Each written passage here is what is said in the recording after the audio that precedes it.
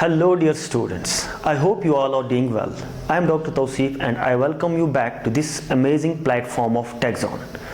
यहाँ पर हम क्या करते हैं, आप लोगों को एक अच्छी एजुकेशन, फ्री एजुकेशन प्रोवाइड कर रहे हैं।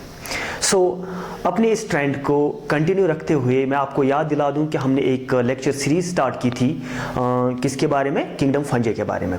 अब तक इस किंगडम फंजाई के बारे में हमने बहुत सारी चीज़ें डिस्कस की, like we have discuss the general characteristics, we have discuss the nutrition, the reproduction and 2 important classes of kingdom fungi. इस ट्रेंड को कंटिन्यू रखते हुए today we are going to discuss about the another class of kingdom fungi जिसका नाम है बेसिडियोमाइसीट्स। Okay, तो चलिए without wasting the time हम इस चीज़ को स्टार्ट करते हैं and we will see what is going to happen. Okay, चलिए बेसिडियोमाइसीट्स। बेसिडियोमाइसीट्स किंगडम फंजाई का एक क्लास है।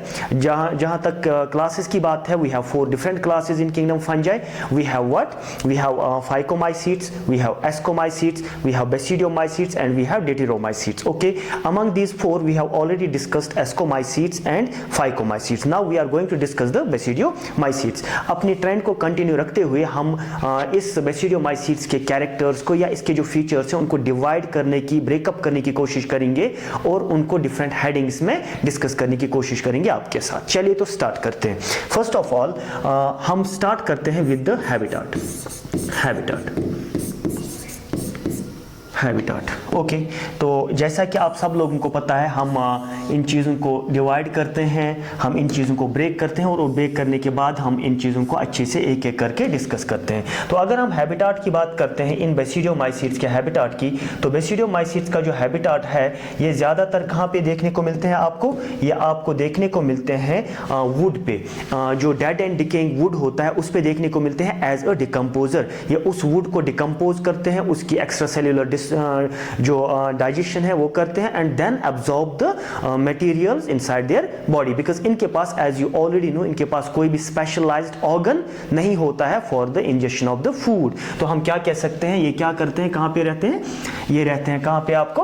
ये रहते हैं वुड पे, ये वुड पे रहते हैं as decomposers. Okay, as decomposers. Decomposer अब आप सब लोगों को समझ आया होगा, वो ऑर्गेनिज्म जो किसी चीज को डिकम्पोज, किसी चीज को ब्रेक डाउन करते हैं outside their body and then उन सिंपलर चीजों को एब्जॉर्ब कर लेते हैं। ठीक है, this is the habitat of basidiomycetes. इसके बाद हम बात करते हैं बेसिडियोमाइसीट्स के स्ट्रक्चर के बारे में। ओके, स्ट्रक्चर, कि इनका स्ट्रक्चर, बॉडी स्ट्रक्चर जो है वो कैसा होता है। जब हम बेसिडियोमाइसीट्स के बॉडी स्ट्रक्चर की बात करते हैं, अभी तक हमने देखा था जो एस्कोमाइसीट्स था उसमें जो बॉडी स्ट्रक्चर था दैट वाज सेप्टेट। उनकी बॉडी जो थी that was divided into compartment, cells में बीच में बॉर्डर्स प्रेजेंट थे। Same is the case here in the basidiomycetes. इनकी बॉडी जो है, body is septate, body is septate body होने का मतलब यही है कि इनकी बॉडी जो है, इनके जो हाइफा होते हैं they are divided into compartments, उनके बीच में, सेल्स के बीच में जो है बॉर्डर्स प्रेजेंट हैं। This is the septate body of the basidiomycetes. ठीक है, बेसिडियोमाइसीट्स की सेप्टेट बॉडी। इसके साथ साथ जो इनकी बॉडी होती है ये ब्रांच्ड भी होती है, ब्रांच्ड। अब ब्रांच्ड का मतलब क्या है? नॉर्मली हम जब देखते हैं कि मोस्टली जो हमारे किंगडम फंजाई के जो मेंबर्स हैं, बॉडी ऐसी ही होती है, एक ही स्ट्रक्चर होता है, उसके साथ कोई भी ब्रांचिंग प्रेजेंट नहीं होती है। But here in case of this basidiomycetes and in case of ascomycetes as well, जो ये बॉडी है इसके साथ ब्रांचिंग भी प्रेजेंट होती है। इस हाइफा के साथ एक और हाइफा यहाँ पे अटैच्ड होगा and it actually shows the branching body of the basidiomycetes and also the septate body. Okay, इसके बाद जब स्ट्रक्चर के बाद क्या हम करते हैं, हम डिस्कस करते हैं about the nutrition of basidiomycetes. Nutrition, अगर हम न्यूट्रिशन की बात करते हैं तो न्यूट्रिशन मीन्स कि ये अपना फूड कैसे हासिल करते हैं, इनका फूड हासिल करने का तरीका कैसा है, ये अपने फूड को कैसे खाते हैं, कैसे उस फूड को इंजेस्ट करते हैं या कैसे अब्जॉर्ब करते हैं। ठीक है, एज वी नो कोई स्पेशलाइज्ड ऑर्गन नहीं है, कोई माउथ नहीं है इनके पास, कोई हम कह सकते हैं डाइजेस्टिव सिस्टम नहीं है। So what they actually do, ये एब्जॉर्ब करते हैं चीज़ों को। ठीक है, तो एब्जॉर्ब कैसे करते हैं? By 3 different ways. First way is ये शो करते हैं saprophytic type of nutrition, saprophytic type of nutrition. Saprophytic type of nutrition कैसी न्यूट्रिशन होती है? ये एक ऐसी टाइप ऑफ न्यूट्रिशन है जहां पर आपके जो फंजाई हैं ये अपने माइसीलियम किसी एक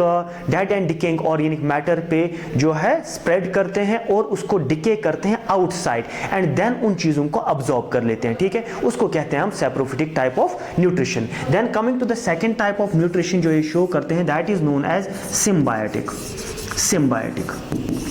सिम्बायोटिक टाइप ऑफ न्यूट्रिशन जो है इन बेसिडियोमाइसीट्स या कहीं पे भी अगर आपको देखने को मिले, this is a type of association, जब दो ऑर्गेनिजम्स आपस में एक एसोसिएशन बनाते हैं, आपस में रिलेशन बनाते हैं and with that relation what they actually do, एक भी ऑर्गेनिज्म को भी बेनिफिट पहुंचता है एंड सेकंड ऑर्गेनिज्म को भी बेनिफिट पहुंचता है, दोनों ऑर्गेनिजम्स आपस में बेनिफिट एक दूसरे को प्रोवाइड करते हैं and that type of nutrition actually is known as symbiotic nutrition. तो ये आपके बेसिडियोमाइसीट सिम्बायोटिक न्यूट्रिशन भी शो करते हैं।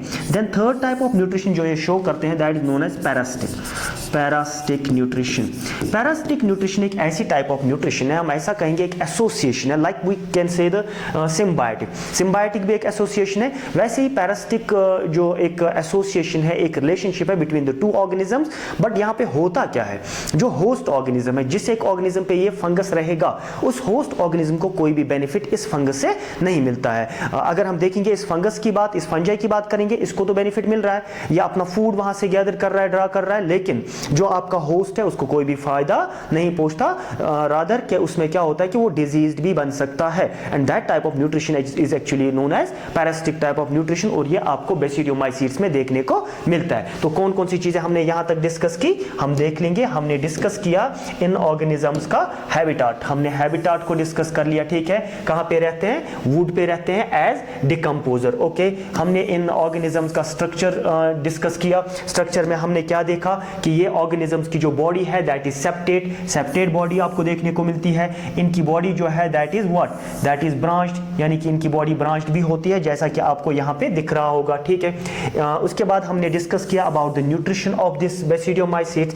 न्यूट्रिशन में हमने क्या देखा कि अपना food saprophytic type of nutrition दिखाते हैं, यानी कि dead and decaying organic matter पे रहते हैं। ये अपनी न्यूट्रिशन जो है एज सिम्बायोटिक न्यूट्रिशन भी ये जो है एज सिम्बायोटिक एसोसिएशन किसी और ऑर्गेनिज्म के साथ रहते हैं और वहां पे अपना फूड ड्रा करते हैं। ये पैरासिटिक टाइप ऑफ रिलेशनशिप भी दिखाते हैं कुछ ऑर्गेनिजम्स के साथ, जहां पर ये क्या करते हैं, उस ऑर्गेनिज्म से फूड हासिल करते हैं एंड उसमें से फंजाई को ही फायदा पहुंचता है और दूसरा ऑर्गेनिज्म जो है उसको फायदा नहीं पहुंचता। चलिए आगे चलते हैं। इसके बाद हम बात करते हैं इन बेसिडियोमाइसीट्स के रिप्रोडक्शन की। We are talking about the reproduction of basidiomycetes. Reproduction, अगर हम बेसिडियोमाइसीट्स के रिप्रोडक्शन की बात करते हैं, बेसिडियोमाइसीट्स का रिप्रोडक्शन जो है दैट इज ऑफ 3 टाइप, जैसे कि आपको मोस्ट ऑफ द फंजाई में देखने को मिलता है। 3 टाइप्स तो नहीं है, हम सॉरी 2 टाइप्स का न्यूट्रिशन ये रिप्रोडक्शन, ठीक है। 2 टाइप्स का रिप्रोडक्शन कैसे हैं, अगर हमने एस्कोमाइसीट्स की बात करनी थी, एस्कोमाइसीट्स में हमने देखा था वहां पर vegetative type of reproduction, asexual and sexual type of reproduction, लेकिन यहाँ पर 2 ही टाइप्स ऑफ रिप्रोडक्शन है। तो चलिए हम देखते हैं कौन कौन सा है। फर्स्ट ऑफ ऑल जो इनकी रिप्रोडक्शन है that is of fragmentation type, यहां पर लिखते हैं हम, ठीक है। फ्रेगमेंटेशन टाइप ऑफ रिप्रोडक्शन देखने को मिलती है। फ्रेगमेंटेशन टाइप ऑफ रिप्रोडक्शन अगर हम देखेंगे, this is the type of vegetative reproduction, okay, vegetative reproduction, जैसे कि आपको हर एक फंजाई में अभी तक देखने को मिला, हर एक क्लास में देखने को मिला। वेजिटेटिव रिप्रोडक्शन यानी कि फ्रेगमेंटेशन, बॉडी जो है वो डिवाइड होती है, जो हाइफा है वो डिवाइड होता है इनटू डिफरेंट पार्ट्स, या हम कह सकते हैं इनटू डिफरेंट फ्रेगमेंट्स, और हर एक फ्रेगमेंट क्या काम करता है, वो एक नए ऑर्गेनिज्म में, नए माइसीलियम में चेंज हो जाता है, ठीक है। This is the first type of reproduction. Then second reproduction जो है इन ऑर्गेनिजम्स में हमने कहा था एसेक्सुअल रिप्रोडक्शन, जैसे कि आपको एस्कोमाइसीट्स में देखने को मिलता है एसेक्सुअल रिप्रोडक्शन। लेकिन मैंने पहले ही कहा कि इन ऑर्गेनिजम्स में आपको 2 ही टाइप्स की रिप्रोडक्शन देखने को मिलती है। तो फर्स्ट ऑफ ऑल हमने देखा इनमें वेजिटेटिव टाइप ऑफ रिप्रोडक्शन यानी कि फ्रेगमेंटेशन होती है। सेकेंडली मैं कह रहा हूं कि जो एसेक्सुअल रिप्रोडक्शन है ये इनमें अवेलेबल नहीं होती है, ये एसेक्सुअल रिप्रोडक्शन दिखाते नहीं है। और कहा क्या जाता है, जनरली जो एसेक्सुअल रिप्रोडक्शन के स्पोर्स है वो स्पोर्स इनमें एब्सेंट होते हैं, ठीक है। asexual spores generally absent, asexual spore generally इनमें एब्सेंट होते हैं। दैट मीन्स कि ये एसेक्सुअल रिप्रोडक्शन शो नहीं करते या अभी तक इनमें पाया नहीं गया होगा। ये है asexual type of reproduction. Then coming to the third type of reproduction, that is known as sexual reproduction. Sexual reproduction, sexual reproduction इनका एक कैरेक्टरिस्टिक फीचर है और ये सेक्सुअल रिप्रोडक्शन अच्छे से शो करते हैं।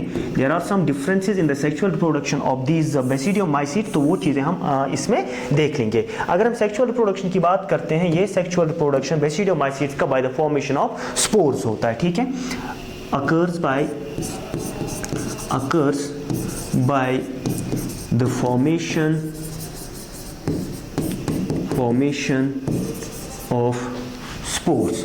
यहाँ पर स्पोर फॉर्मेशन होती है एंड वो स्पोर्स के फॉर्मेशन होने के बाद वही स्पोर्स क्या करते हैं, जर्मिनेट करके एक नया ऑर्गेनिज्म, नया जो हाइफा है उसको बनाते हैं एंड यहाँ पर क्या होता है, सेक्सुअल रिप्रोडक्शन कंप्लीट होती है। तो चलिए हम इस सेक्सुअल रिप्रोडक्शन को थोड़ा डिस्कस करने की कोशिश करेंगे यहाँ पर।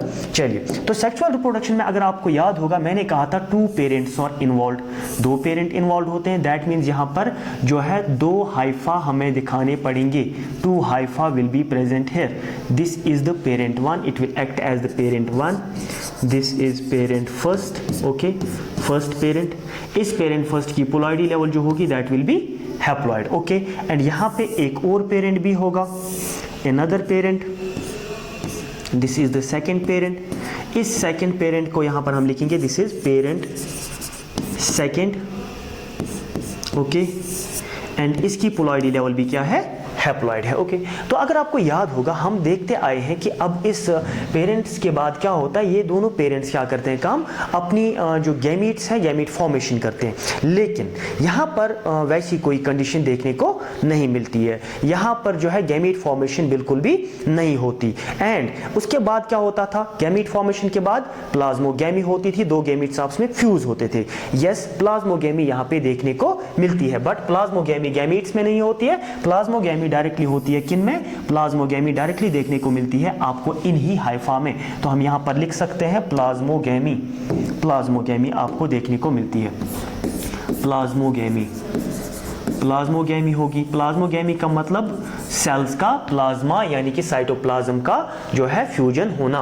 तो जब प्लाज्मोगैमी यहाँ पर होती है, प्लाज्मोगैमी के बाद जो ये हाइफा है it will be like this, आपको ये हाइफा ऐसा दिखेगा, सेम सेप्टेट हाइफा है, लेकिन हर एक हाइफा में, हाइफा की हर एक सेल में आपको 2 न्यूक्लियाई देखने को मिलेंगे। 2 nuclei will be present in each and every Haifa. आपको दिख रहा होगा इसमें और इसमें डिफरेंस क्या है, here only 1 nucleus is present, here 2 nuclei are present in each and every cell। और हर एक सेल में जब 2 न्यूक्लियस प्रेजेंट होते हैं, this condition of this hypha is known as dikaryotic hypha. क्या कहते हैं इसको, डाइकैरियोटिक हाइफा, डाइकैरियोटिक हाइफा। ये डाइकैरियोटिक हाइफा अगर आपको याद होगा एस्कोमाइसीट्स में डाइकैरियन बना था। क्या बना था, डाइकैरियन, यानी कि गैमीट्स फ्यूज होके एक जो सेल बनी थी उसमें 2 न्यूक्लियाई प्रेजेंट थे, ठीक। उसकी पोलैरिटी लेवल क्या होती थी, n+n, ओके, क्योंकि 2 न्यूक्लियाई अभी तक फ्यूज नहीं हुए थे, कैरियोगैमी नहीं हुई थी। बट यहाँ पर क्या होता है, हर एक सेल में 2 न्यूक्लियाई प्रेजेंट है and for each and every cell the polarity level will be n+n। हर एक सेल के लिए n+n पोलैरिटी लेवल आपको देखने को मिलेगी, ठीक है, ये समझ आ रहा है। इसके बाद क्या होता है, इसके बाद तो होना चाहिए था कैरियोगैमी, लेकिन अगर हम बात करेंगे इन बेसिडियोमाइसीट्स की, बेसिडियोमाइसीट्स में डिलेड कैरियोगैमी देखने को मिली है। Delayed karyogamy, what is meant by delayed karyogamy, delayed karyogamy means कि कैरियोगैमी तो होगी, अगर नहीं होगी तो हम इसको कहेंगे ही नहीं कि ये सेक्सुअल प्रोडक्शन ऑफ फंजाई है, क्योंकि 3 स्टेज तो आने ही चाहिए। First one is plasmogamy, second is karyogamy and third is meiosis. तीनों स्टेज तो आने चाहिए, यहाँ पर भी आती है लेकिन डिले होती है कुछ टाइम के लिए, कुछ टाइम के बाद देखने को मिलती है, ठीक है। तो डिलेड कैरियोगैमी जब होगी तो यहाँ पर होता क्या है, डायरेक्टली जो है माइसीलियम डेवलप होते हैं, यहाँ पर माइसीलियम डेवलप होंगे, ठीक है, ये माइसीलियम डेवलप हुए। इन माइसीलिया की जो प्लॉइडी लेवल होगी वो भी n+n ही होगी, ठीक है। और इनको हम क्या कहते हैं, दीज आर द माइसीलिया, ये माइसीलिया है। इन माइसीलिया की प्लॉइडी लेवल क्या होगी, n+n ही होगी, क्योंकि यहाँ तक पर अभी भी कोई भी फ्यूजन ऑफ दीज क्या कहते हैं इनको, न्यूक्लियाई नहीं हुआ है, कैरियोगैमी नहीं हुई है। इसके बाद होता क्या है, यहाँ पर आपको देखने को मिलता है व्हाट, यहाँ पर आपको पहले देखने को मिलेगा कैरियोगैमी, ठीक है। यहाँ पर कैरियोगैमी होगी, तो यहाँ पर लिख सकते हैं हम कैरियोगैमी, कैरियोगैमी होगी, ओके, कैरियोगैमी हो रही है। अब जब कैरियोगैमी हुई तो इस हाइफा में जो भी कोई सेल होगी उसमें न्यूक्लिया जो है वो फ्यूज हो जाएंगे और ये बनाते हैं एक फ्रूटिंग बॉडी। क्या बनाते हैं, एक फ्रूटिंग बॉडी बनाते हैं, ऐसे करके एक फ्रूटिंग बॉडी बनेगी, ठीक है, एक फ्रूटिंग बॉडी बनेगी। This is the fruiting body, okay. इस फ्रूटिंग बॉडी में हर एक चीज़ जो है उसमें क्या होगा, इसमें हर एक सेल का जो प्लॉइडी लेवल है that will be now 2n, fruiting body, fruiting body. अब हर एक सेल का प्लॉइडी लेवल कैसा होगा, 2n होगा। क्यों 2n होगा, क्योंकि कैरियोगैमी हो चुकी है। और इस कैरियोगैमी के ठीक बाद वहीं पे क्या होती है, मियोसिस भी होती है, यहीं पे मियोसिस भी होगी, मियोसिस। और मियोसिस कहाँ पे होगी, मियोसिस होती है यहाँ पे, मियोसिस होती है यहाँ पे, ठीक है। यहाँ पर कुछ स्ट्रक्चर्स पहले बनते हैं ऐसे करके, मैं इन स्ट्रक्चर्स का नाम भी बताऊंगा। चलिए पहले इनका ही नाम लिखते हैं। ये जो स्ट्रक्चर्स हैं, these erect like structures, these structures are known as basidio, these are known as basidiocarps। क्या कहते हैं इनको, basidiocarps, basidiocarp, इनको बेसिडियोकार्प बोलते हैं। बेसिडियोकार्प की पोलैरिटी लेवल 2n होगी, ओके।